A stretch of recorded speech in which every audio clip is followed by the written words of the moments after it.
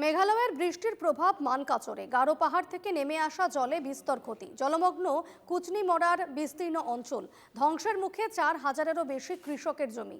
মাথায় হাত কৃষকদের, সরকারের কাছে ক্ষতিপূরণের দাবি।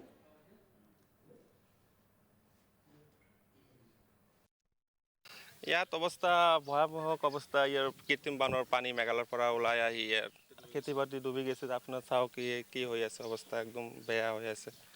এই 50% খেতি পানীৰ তলত ডুবি গৈছে। ইয়াত ধান খেতি আছে আৰু চব্জি খেতি আছে, চব নষ্ট হৈ পানীৰ তলত গৈছে।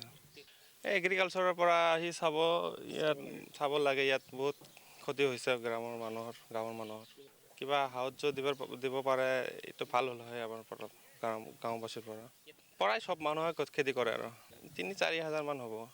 ইয়াৰ কি কুচনিমাৰ দৌৰডাঙা গাঁও পৰাই মানুহ খেতি কৰি নিজৰ কৰি চলায় আৰু ইয়াত চব্জি হয়, শাক পাচলি। এতিয়া বৰষুণৰ পানী, মেঘালয়ৰ বৰষুণ হ'লে ইয়াত পানী আহে প্ৰায় প্ৰতি বছৰে আহে।